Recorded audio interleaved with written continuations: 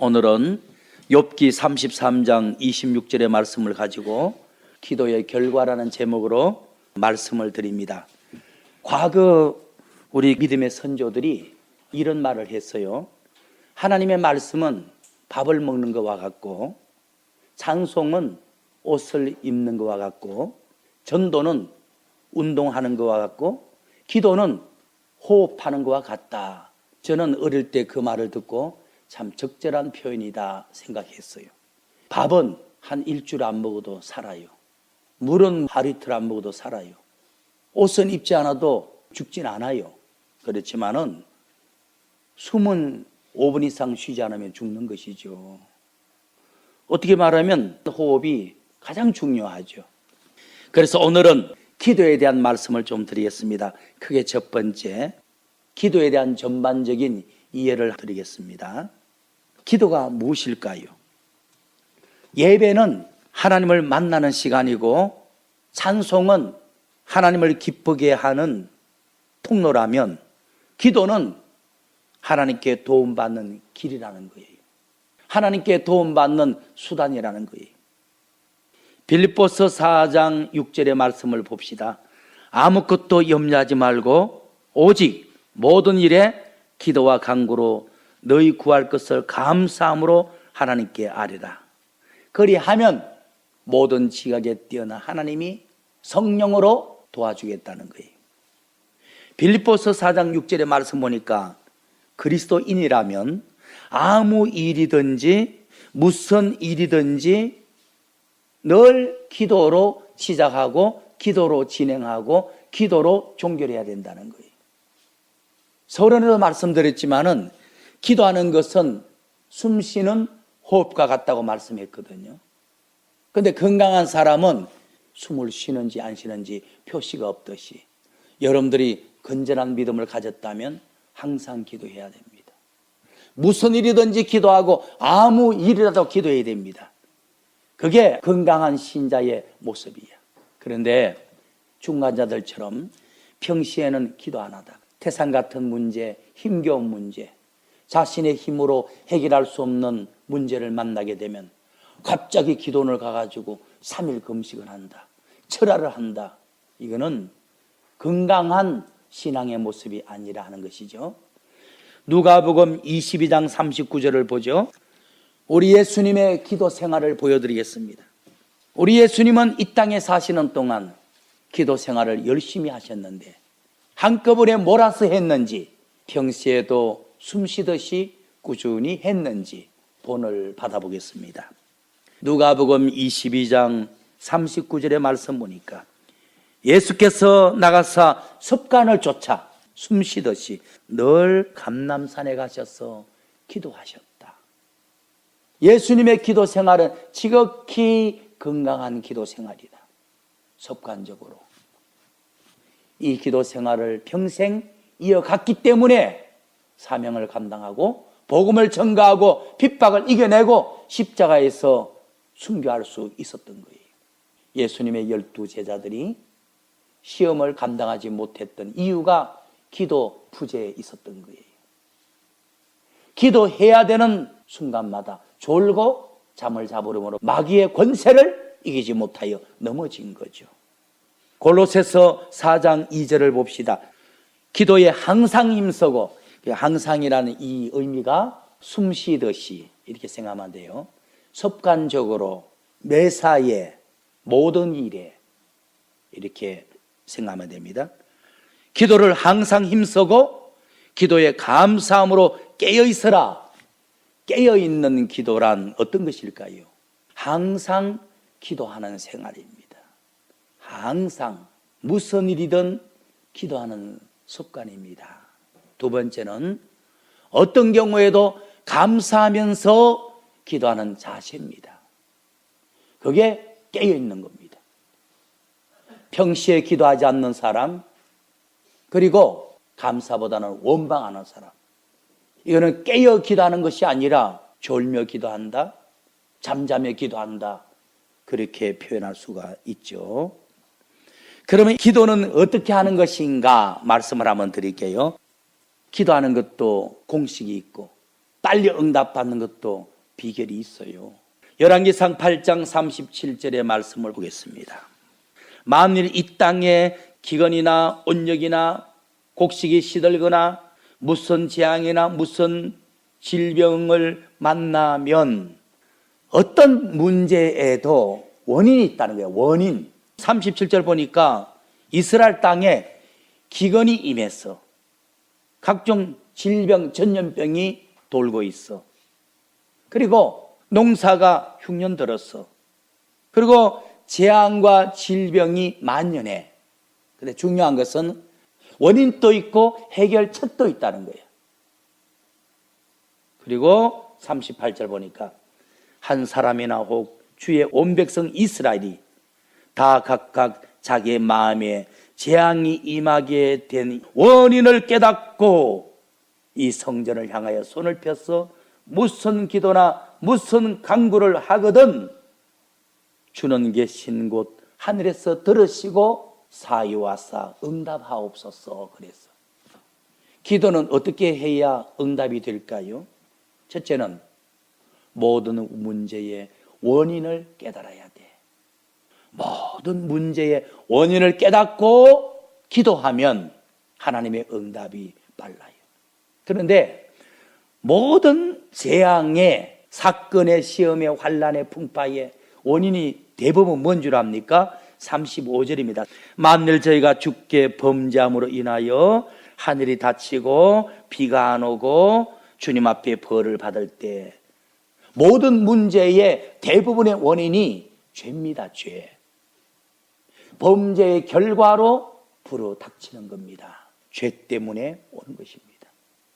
그래서 무슨 문제든지 하나님께 도움받아 응답을 보려면 죄를 깨닫고 회개하는 것이 참된 기도요 응답받는 최고의 비법이다. 그래서 기도가 무엇인가 하면 회개하는 것입니다. 회개하는 기도가 응답받는 최고의 비결입니다. 지금 37절처럼 모든 문제의 원인은 35절에 범죄함으로 인하여 하늘이 닫히고 기근이 오고 각종 징벌이 이 땅에 내려온다 그랬죠. 그것을 38절에서는 내가 직면한 이런 사건과 시험이 내가 주님의 뜻대로 살지 못한 죄로 인하여 오는 거구나. 이걸 깨닫고 기도하면 하나님이 도운다 그랬죠. 그러면 자신의 범죄한 것을 깨닫고 기도하는 것이 뭘까요? 회개죠, 회개. 한마디로 성경적인 기도가 무엇입니까? 회개하는 것입니다. 응답받는 최고의 빠른 방법이 뭡니까? 통회하며 금식하며 가슴치며 회개하는 겁니다. 하나님이 사랑하는 자기 자녀들에게 어려운 짐을 지어 고통당하게 하는 줄 아십니까? 깨달음을 주기 위해서, 회개시키기 위해서, 원인을 발견케 해주려고 그렇게 하시는 겁니다. 예레미야 10장 18절 보겠습니다. 여호와께서 이같이 말씀하시되 보라 내가 이 땅에 거하는 내 백성들에게 이번에도 내어 던질 것이라. 기근이 임하게 하고 전쟁에 피하게 하고 외국에 팔려가게 해서 내어 던질 것이라. 내어 던지는 이유가 뭐죠?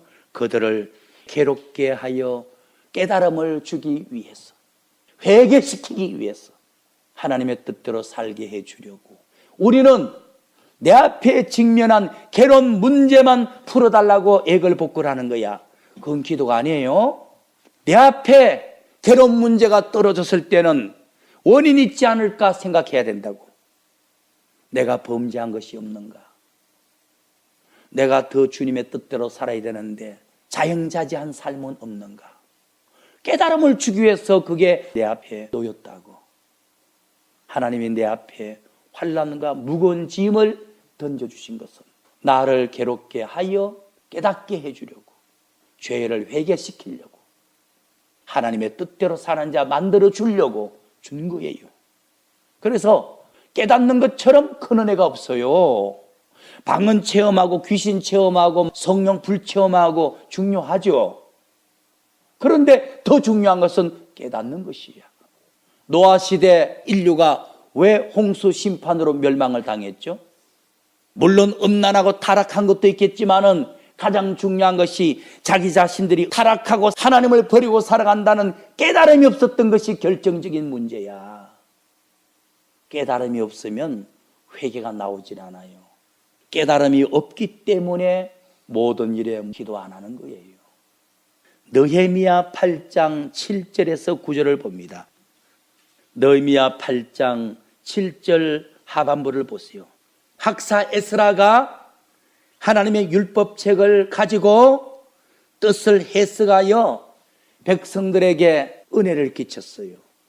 그런데 백성들이 학사 에스라의 설교를 듣고 말씀을 통해서 하나님의 뜻을 깨닫고 자신의 상태를 깨달은 거야. 그런데 자신의 상태가 너무나 죄가 많아. 하나님의 뜻을 너무나 많이 벗어나 살고 있어. 그래서 이 민족에게 우리 개인의 삶에 온갖 재앙과 저주가 임했구나 발견하게 되었어. 그러면 설교는 뭐죠? 깨달음을 주는 시간이죠. 설교는 왜 듣죠? 하나님의 뜻을 깨닫고 내 모습을 발견하려고 듣는 거죠. 설교를 통해서 찔리는 거, 그게 은혜죠. 여러분들, 응답받는 최고의 비법은 자기의 모습을 깨닫고 기도하는 것이라 그랬죠. 자신의 범죄함을 깨닫고 죄 짓는 삶을 삶으로 내가 이런 문제를 당했구나 하는 것을 깨닫고 회개 기도하게 되죠. 깨달음 없는 사람은 하나님, 우리 가정에 시험이 왔어요. 하나님, 우리 가정에 문제가 생겼어요. 빨리 풀어주세요. 옮겨주세요. 때를 쓰는 거거든. 그거는 이방 종교인들이 구하는 기도 모습이야. 그러나 그리스도인들의 기도 모습은 내 앞에 시험과 문제가 왜 왔을까? 깨달아 보니까 내 잘못 때문에 온 거야. 내가 범죄한 결과요. 죄 짓는 삶을 산 결과로 그런 문제가 놓여진 거야. 그 문제는 그 사실을 깨닫고 하나님께로 돌아오려는 주님의 사랑의 음성이야. 그럼 어떤 기도하죠? 주님, 제가 잘못했어요. 죄악된 삶을 용서하세요. 하나님, 죄된 삶을 깨달으라고 시험과 문제를 주셨는데 내가 가슴 깊이 깨닫게 하시고 이 문제를 해결해 주시면 이제는 주님의 품 안에서 살겠습니다.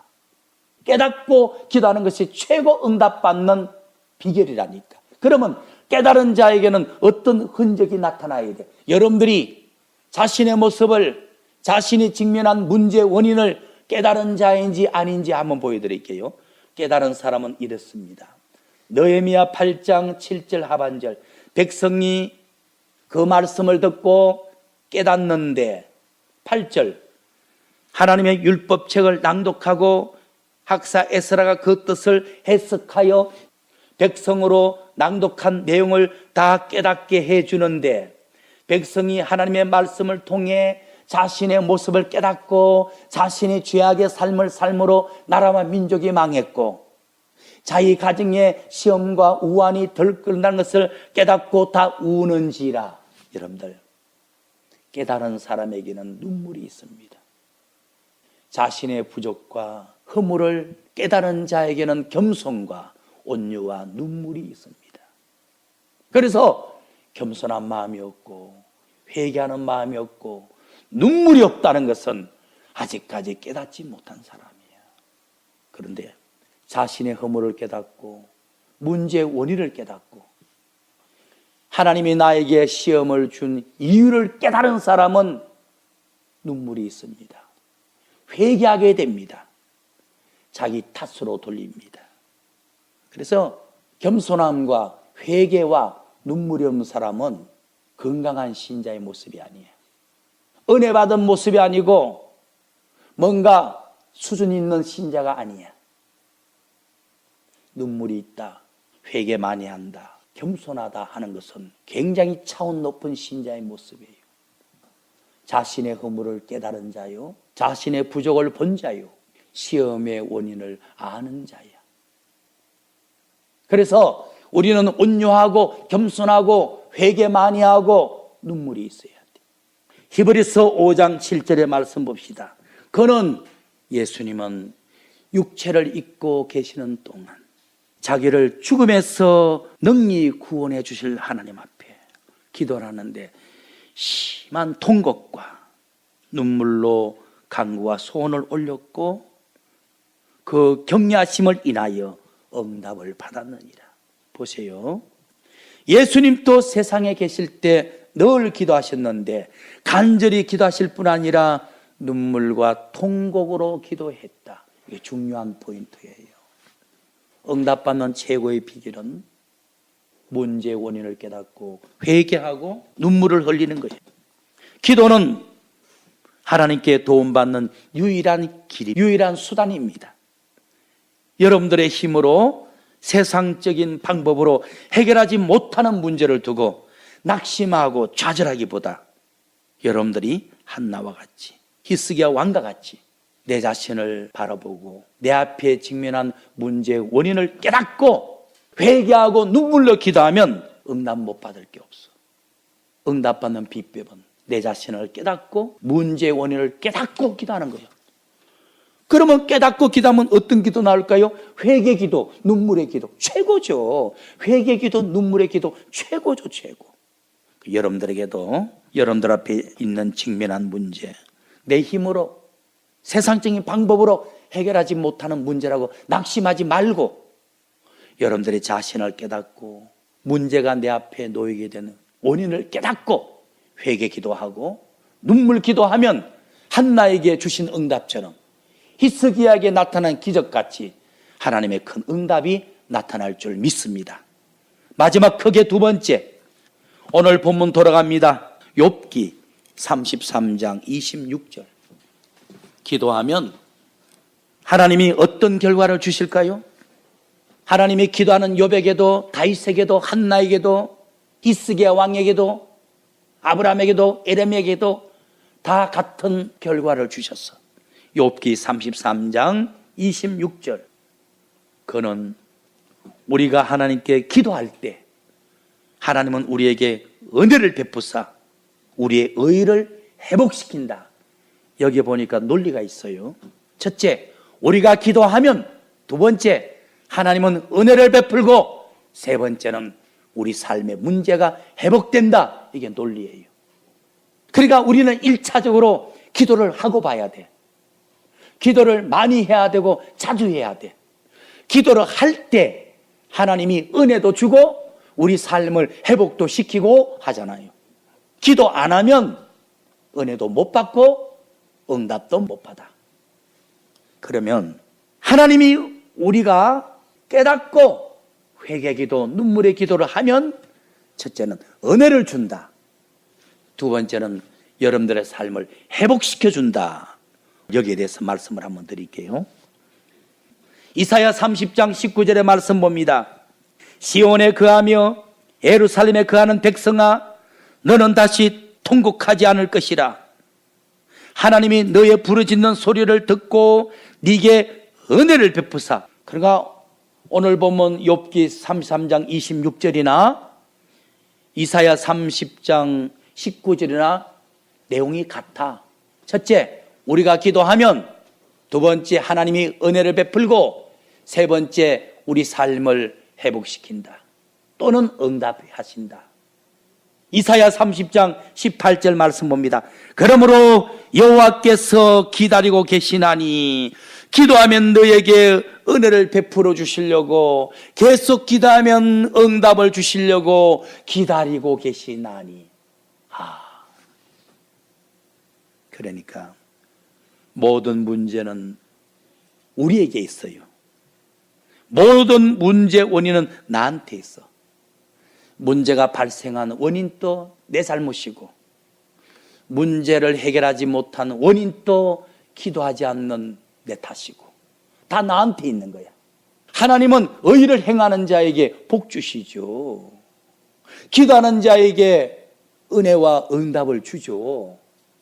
모든 원인은 나한테 있는데 믿음의 수준이 어린 사람은 모든 잘못된 원인은 부모한테, 하나님 앞에 돌리는 거예요.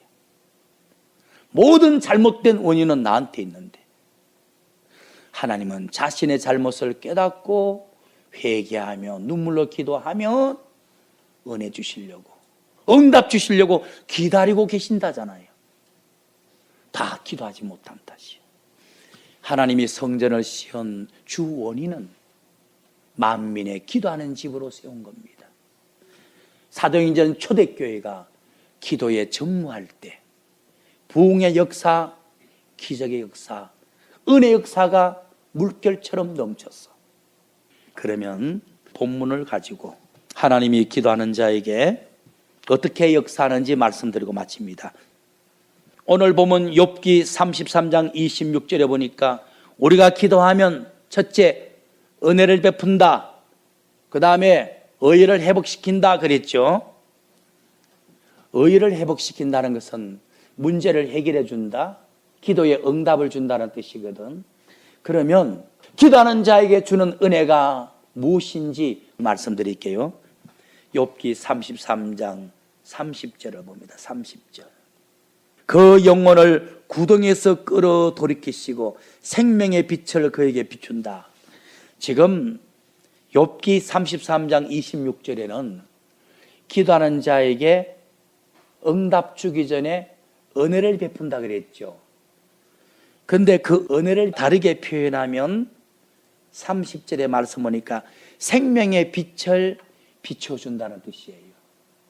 햇빛이 아니고 성령의 빛, 은혜의 빛, 영적인 빛을 비춰준다는 거야. 여러분들의 삶에 문제가 생겼다는 것은 어둠이 찾아왔다는 소리예요. 그죠? 응답이 뭐죠? 빛이 쬐이면 어둠은 물러가는 거지 뭐. 기도하는 자에게 은혜 준다는 다른 표현이 생명의 빛을 비춰준다, 은혜의 빛을 비춰준다, 성령의 빛을 비춰준다, 신령한 빛을 비춰준다, 그 말이에요. 우리가 기도하면 하나님이 우리에게 은혜를 베풀어 주잖아요. 생명의 빛을 비추잖아요. 비춰주면 두 가지 현상이 나타나요. 첫째는 깨달음이 옵니다. 깨달음. 33장 16절 봅니다.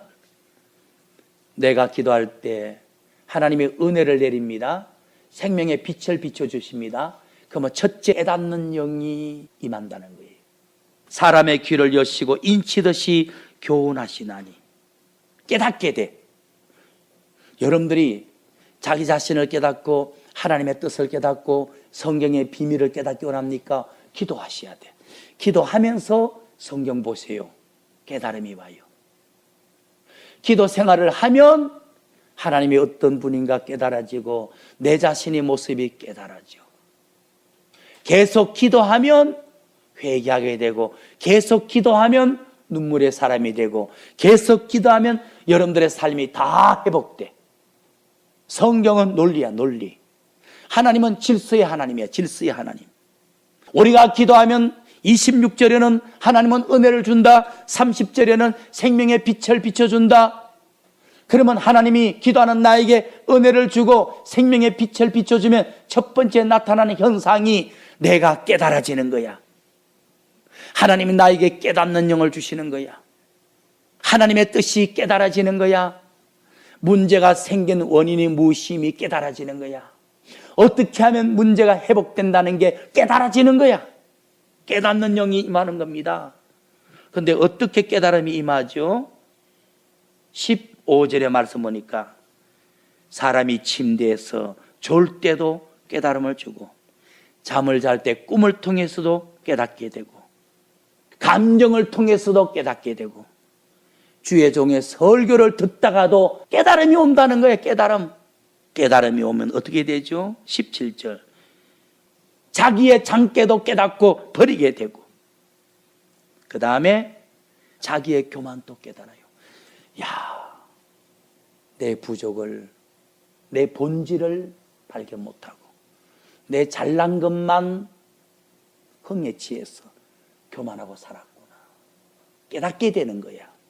내 앞에 직면한 모든 문제가 내가 내 뜻대로 살려고 잔머리 쓰고, 내 허물을 보지 못하고 내 장점만 본 교만 때문에 다가온 것이구나 깨닫게 되는 거예요. 여러분들, 기도하는 자에게 하나님의 은혜를 줍니다. 생명의 빛을 비춰줍니다. 그러면 첫 번째 나타난 역사는 깨달아지는 거예요. 자신의 모습이 보이고 문제의 원인이 보이고 이걸 어떻게 하면 해결된다는 것이 깨달아지는 거예요. 두 번째는 하나님의 기도하는 자에게 은혜를 준다라는 뜻은 무엇이냐 하면 욥기 33장 23절의 말씀을 보겠습니다. 그럴 때 너희가 기도할 때 하나님 옆에 1,000명의 천사가 있는데 그 가운데 너의 문제를 가장 잘 해결할 수 있는 천사 한 명을 보내어서 너의 문제를 해결해 주는 것을 은혜라 그래. 우리 기도 제목을 응답하기에 가장 적절한 천사를 보내서 도와주는 것, 해결해 주는 것, 이게 기도하는 자에게 베푸는 두 번째 은혜인 것입니다. 기도하는 자에게 은혜를 베푼다라는 것은 천사를 통해서 문제를 해결해 준다, 그 말이죠. 이사야 19장 20절을 봅시다. 이것이 애굽 땅에서 만군의 여호와를 위하여 표적과 증거가 되리니 이는 그들이 그 압박하는 자의 영광으로, 바빌론을 통해서 압박당할 때, 블레셋을 통해서 침략당할 때, 문제를 만났을 때 여호와께 부르짖겠고, 기도하면 은혜가 먼저 오죠. 깨닫는 역사. 그 다음에는 회복의 역사가 오죠. 천사를 통해서 응답. 너희가 여호와께 부르짖겠고, 그러면 하나님이 너희에게 한 구원자, 보호자를 보내었어. 천사입니다, 천사. 너희의 문제를 가장 해결을 잘할 수 있는 천사를 보내어서 너희를 건질 것입니다. 이게 응답이야. 그러니까 오늘 본문이나 이사야 19장 20절의 맥이나 같은 거예요. 민수기 20장 16절 말씀 봅니다.